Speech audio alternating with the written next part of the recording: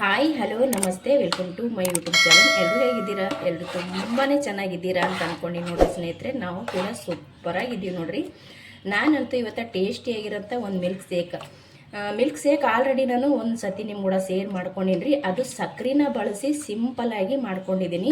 ಇಲ್ಲಿ ನಾನು ಬೆಲ್ಲ ಮತ್ತು ವೆನಿಲಾ ಐಸ್ಕ್ರೀಮ್ನ ಬಳಸಿ ಮಿಲ್ಕ್ ಶೇಕ್ ಮಾಡ್ಕೊಳಕತ್ತೀನಿ. ಈ ಮಿಲ್ಕ್ ಶೇಕ್ ನಾವು ನಮ್ಮ ಮನೆಯೊಳಗೆ ಯಾವ ರೀತಿ ಮಾಡ್ತೀವಿ ಅಂತ ನಿಮ್ಮ ಕೂಡ ಇವತ್ತು ಶೇರ್ ಮಾಡ್ಕೊಳಕತ್ತೀನಿ.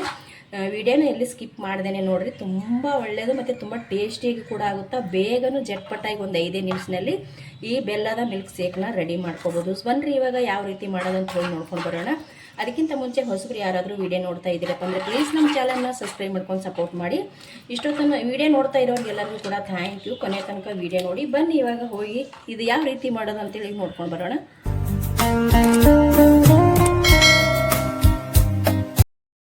ನೋಡ್ರಿ, ಇಲ್ಲಿ ಬೆಲ್ಲನ ಬಳಸಿ ನಾನು ಮಿಲ್ಕ್ ಶೇಕ್ ಮಾಡ್ತಾ ಇದ್ದೀನಿ. ಆಲ್ರೆಡಿ ನಾನು ಸಕ್ಕರೆ ಬಳಸಿ ಸಿಂಪಲಾಗಿ ಮಿಲ್ಕ್ ಶೇಕ್ ಮಾಡೋದನ್ನು ಕೂಡ ನಾನು ನಿಮ್ಮ ಕೂಡ ಶೇರ್ ಮಾಡ್ಕೊಂಡಿನಿ. ಇವತ್ತು ನಾನು ಇಲ್ಲಿ ಬೆಲ್ಲನ ಬಳಸಿ ಮಿಲ್ಕ್ ಶೇಕ್ ತುಂಬ ಟೇಸ್ಟಿಯಾಗಿ ಸ್ವಲ್ಪ ಡಿಫ್ರೆಂಟ್ ಆಗಿರುತ್ತೆ. ಇದು ಬೆಲ್ಲ ತೊಗೊಂಡಿದ್ದೀನಿ ರೀ ಮಿಲ್ಕ್ ಶೇಕ್ ಮಾಡೋದಕ್ಕೆ. ಮತ್ತು ಇಲ್ಲಿ ಶೇಂಗಾನ ಹುರಿದು ತೊಗೊಂಡಿದ್ದೀನಿ.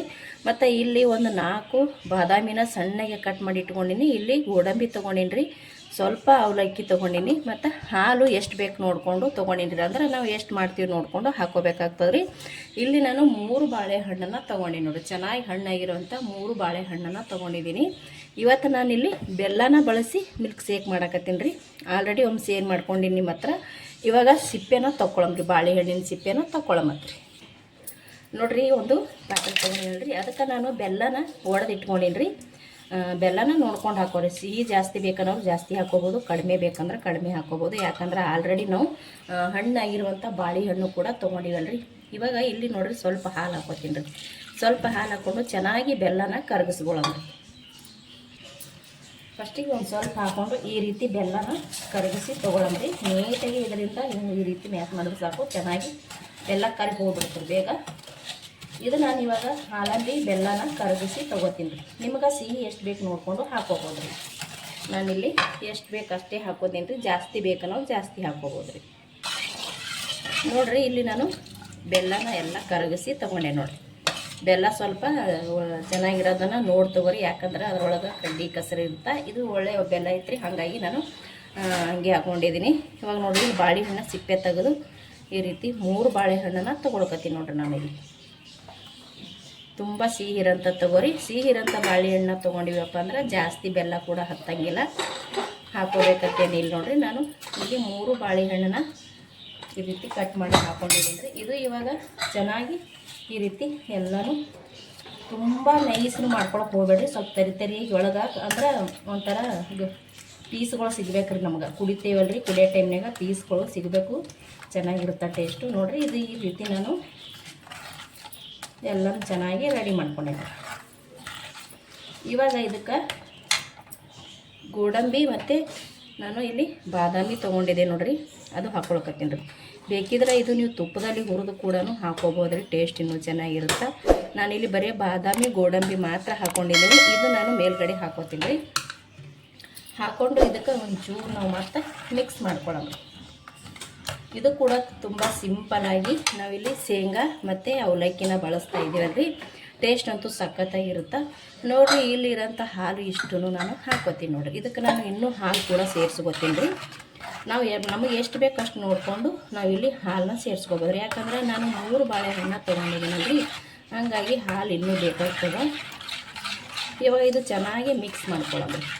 ಇದಕ್ಕೆ ಬೇಕಿದ್ರೆ ನೀವು ಏಲಕ್ಕಾಯಿ ಪುಡಿ ಕೂಡ ಹಾಕ್ಕೋಬೋದು ರೀ. ನಾನು ಇಲ್ಲಿ ಹಾಕ್ತಾಯಿಲ್ಲ, ಯಾಕಂದರೆ ಹಾಕ್ಕೊಂಡ್ರೆ ಟೇಸ್ಟ್ ಕೂಡ ಚೆನ್ನಾಗಿರುತ್ತೆ, ಘಮ ಇರುತ್ತೆ. ನೋಡಿ, ಇಲ್ಲಿ ನಾನು ಈ ರೀತಿ ಮಿಕ್ಸ್ ಮಾಡ್ಕೊಂಡೆ ನೋಡಿರಿ. ಇದನ್ನು ನಾನು ಸ್ವಲ್ಪ ಹಾಲು ಹಾಕ್ಕೊಂಡೆ ರೀ. ಹಾಲು ಹಾಕ್ಕೊಂಡಿದ್ದು ವಿಡಿಯೋ ಸ್ವಲ್ಪ ಸ್ಕಿಪ್ ಆಯಿತು.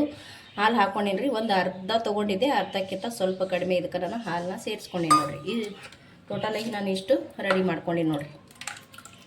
ಇಷ್ಟು ಆದ್ರೆ ಸಾಕ್ರಿ ನಮಗೆ. ಇದು ಕಂಪ್ಲೀಟಾಗಿ ರೆಡಿ ಆಯಿತು. ಇವಾಗ ಇದಕ್ಕೆ ಶೇಂಗಾ ತೊಗೊಂಡಿನಿ ನೋಡಿರಿ. ಹುರಿದು ಸ್ವಲ್ಪ ಕೊಳಕು ಮಾಡಿ ತೊಗೊಂಡಿರಿ. ಅಂದರೆ 1ರಾಗ 2 ಭಾಗ 3 ಭಾಗ ಮಾಡಿ ತೊಗೊಂಡಿನಿ ರೀ. ಇವಾಗ ಇಲ್ಲಿ ತೊಗೊಂಡಿರುವಂಥ ಈ ಶೇಂಗಾನ ಹಾಕ್ಕೊಳ್ಕತ್ತೀನಿ. ಸಖತ್ ಟೇಸ್ಟ್ ಇರುತ್ತೆ ರೀ ಮಾತ್ರ. ಇವಾಗ ಇದಕ್ಕೆ ನಾನು ಅವಲಕ್ಕಿನ ಹಾಕೋತೀನಿ ನೋಡಿರಿ. ಇಲ್ಲಿ ತೊಗೊಂಡಿರುವಂಥ ಎಲ್ಲ ಅವಲಕ್ಕಿನೂ ಇದು ಮುಂಚೆನೇ ನಾನು ಕ್ಲೀನ್ ಮಾಡಿ ಇಟ್ಕೊಂಡಿದ್ದೀನಿ ರೀ. ಯಾಕಂದ್ರೆ ಧೂಳು ತುಂಬ ಇರುತ್ತಲ್ರಿ, ಹಾಗಾಗಿ ಕ್ಲೀನ್ ಮಾಡಿ ಅವಲಕ್ಕಿ ಹಾಕಿದ ನಂತರನೇ ಹೆಂಗೆ ತಕ್ಷಣವೇ ಇದನ್ನು ಕುಡಿದು ಬಿಡಬೇಕು. ಸಖತ್ತಾಗಿ ಟೇಸ್ಟ್ ಇರುತ್ತೆ ನೋಡಿರಿ. ಇಲ್ಲಿ ನಾನು ಮಿಕ್ಸ್ ಮಾಡಿಕೊಂಡೆ. ಇವಾಗ ಇದು ನಾನು ಒಂದು ಗ್ಲಾಸಿಗೆ ಸರ್ವ್ ಮಾಡ್ಕೊತೀನಿ ನೋಡಿರಿ. ಇದು ನೋಡಿರಿ, ನಾನು ಗ್ಲಾಸಿಗೆ ಹಾಕೋಕ್ಕಿಂತ ಮುಂಚೆ ಇನ್ನೂ ಒಂದು ಇದಕ್ಕೆ ನಾನು ಸೇರಿಸ್ತಾ ಇದ್ದೀನಿ ವೆನಿಲಾ ಐಸ್ ಕ್ರೀಮ್ ರೀ. ಇದು ವೆನಿಲಾ ಐಸ್ ಕ್ರೀಮ್ ಐತ್ರಿ, ತುಂಬ ಟೇಸ್ಟ್ ಇರುತ್ತೆ. ಈ ವೆನಿಲಾ ಐಸ್ ಕ್ರೀಮ್ನ ನಾನು ಇಲ್ಲಿ ಹಾಕ್ಕೊಂಡು ನೋಡಿರಿ. ಹಾಕ್ಕೊಂಡು ಇದನ್ನು ಚೆನ್ನಾಗಿ ಮಿಕ್ಸ್ ಮಾಡ್ಕೊಳ್ಳೋಣ ರೀ. ಚಮಚಲಿಂದ ಮಿಕ್ಸ್ ಮಾಡ್ಕೊಂಡ್ರೆ ಟೇಸ್ಟ್ ಅಂತೂ ಅದ್ಭುತವಾಗಿರುತ್ತೆ ಸ್ನೇಹಿತರೆ. ಭಾಳ ಅಂದ್ರೆ ಭಾಳ ಟೇಸ್ಟಿಯಾಗಿರುತ್ತೆ. ಇದು ನಾನು ಇವಾಗ ಚೆನ್ನಾಗಿ ವೆನಿಲಾ ಐಸ್ ಕ್ರೀಮ್ ಹಾಕ್ಕೊಂಡಿನಲ್ರಿ, ಮಿಕ್ಸ್ ಮಾಡ್ಕೊತೀನಿ ನೋಡಿರಿ. ಇವಾಗ ನೋಡಿರಿ, ಇದು ನಾನು ಚೆನ್ನಾಗಿ ವೆನಿಲಾ ಐಸ್ ಕ್ರೀಮ್ ಹಾಕ್ಕೊಂಡು ಮಿಕ್ಸ್ ಮಾಡಿಕೊಂಡು ತೊಗೊಂಡು ನೋಡಿರಿ. ನೋಡ್ತಾ ಇರ್ಬೋದು ಎಷ್ಟು ಚೆನ್ನಾಗಿ ಕಾಣಿಸ್ತಾ ಇದೆ, ಮತ್ತು ಘಮ ಕೂಡ ಅಷ್ಟೇ ಬರ್ತಾ ಇದೆ ರೀ ಬಾಳೆಹಣ್ಣಿಂದು. ಇದಕ್ಕೆ ನೀವು ಬೇಕಿದ್ರೆ ಇನ್ನೂ ಏಲಕ್ಕಿ ಪುಡಿನ ಹಾಕೋಬೋದು ರೀ. ಇವಾಗ ಇದು ನಾನು ಇವಾಗ ಗ್ಲಾಸಿಗೆ ಸರ್ವ್ ಮಾಡ್ಕೊತೀನಿ ನೋಡಿ. ರೆಡಿ ಆಯ್ತು ನೋಡಿರಿ. ನಾನಿಲ್ಲಿ ಗ್ಲಾಸಿಗೆ ಸರ್ವ್ ಮಾಡ್ಕೊಂಡೀನಿ.